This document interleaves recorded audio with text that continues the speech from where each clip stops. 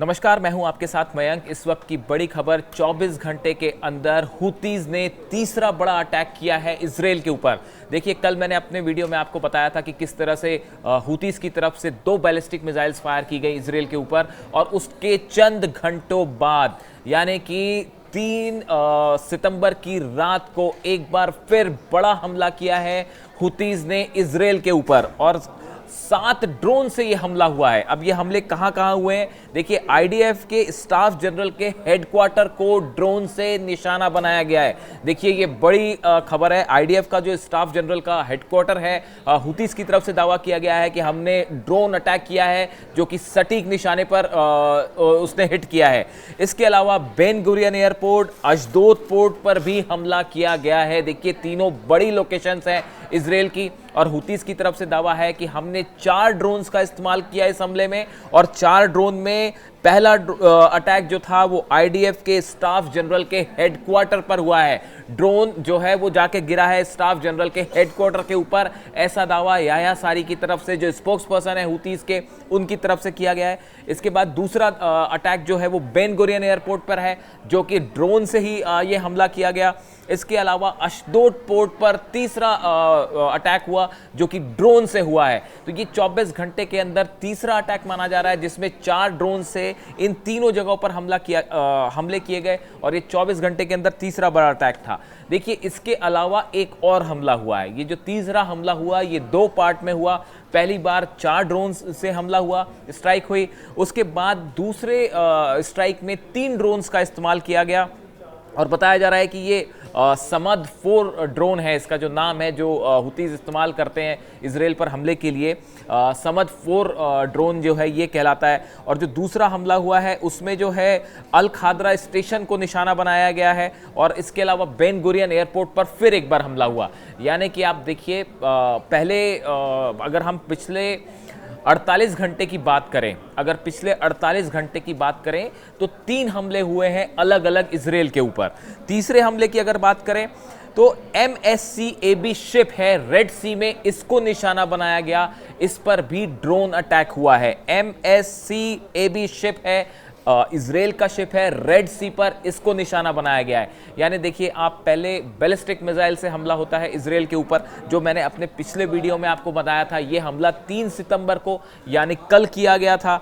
इस हमले में जो है पैलेस्टाइन 2 मिसाइल यूज हुई थी और जुल्फिकार मिसाइल यूज हुई थी। पैलेस्टाइन 2 जो है मिसाइल का नया वर्जन यूज हुआ था, जो कि एक साथ मल्टीपल वॉरहेड्स लेके स्ट्राइक करता है, और बताया जा रहा है कि इससे बड़ा नुकसान होने का दावा किया हुतीज ने इजराइल के ऊपर।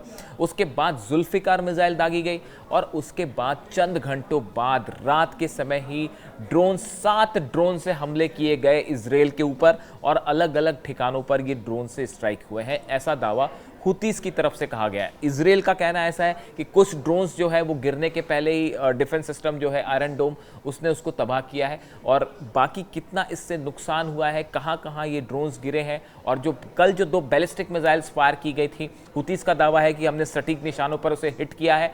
ये अभी वेट करना होगा। इससे रिलेटेड इन्फॉर्मेशन जब भी आती है थोड़ा टाइम लगता है, इजराइल में नुकसान की खबरें आने में टाइम लगता है, तो हम वेट करेंगे कि इससे क्या खबरें निकल के सामने आती है। और वैसे ही देखिए, अभी 4-5 दिन पहले की बात है कि एक इजराइल का ऑयल टैंकर था स्कारलेट रे, जिसको हिट किया था हुतीज ने, बैलिस्टिक मिसाइल उस पर दागी थी। उसके बाद अब जो नई खबरें आ रही हैं, MSCAB शिप का नाम है, जो कि इजराइल का शिप बताया जा रहा है, ये रेड सी में था, इस दौरान उस पर हमला किया, और ये भी ड्रोन अटैक था।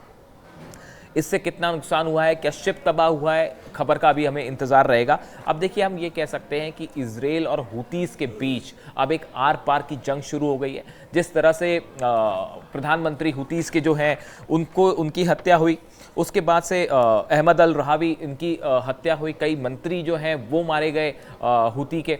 उसके बाद से ही हुती ने अनाउंस किया था कि अब जो है वो खून का बदला खून से लिया जाएगा, जो वर्ड यूज़ किया हुतीस की तरफ से।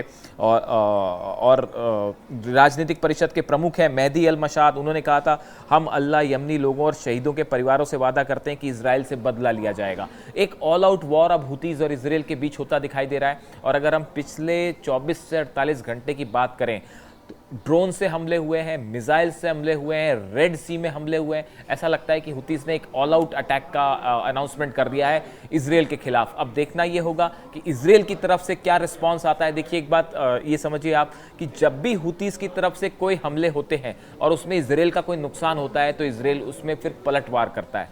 ये पलटवार भी एक तरह का कंफर्मेशन होता है कि हाँ, हुतीज की तरफ से दागी हुई मिसाइल इजराइल में गिरी।